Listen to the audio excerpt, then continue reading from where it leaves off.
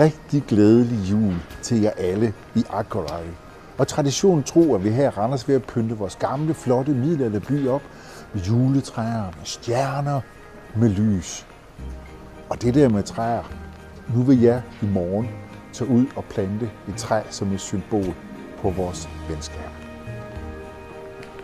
Siden vores videohilsen sidste år, så er den skov, som vi plantede, den er blevet større, den er blevet stærkere, og rødderne er blevet dybere. Og det svarer jo også rigtig godt til det venskab, vi har imellem Randers og Akureyri. Jeg glæder mig rigtig meget til at følge med i udviklingen af jeres skov. Jeg glæder mig rigtig meget over, at vi på den her måde i fællesskab som byer gør noget godt for vores fælles miljø. Og det her, det er så dette års træ, som vi planter som et symbol på vores venskab, symbol på vores fælles skove, symbolet på miljøet, og det står lige ved siden af den flotte træstup med inskriptionen, som vi satte sidste år. Rigtig glædelig jul til jer alle i Akureyri.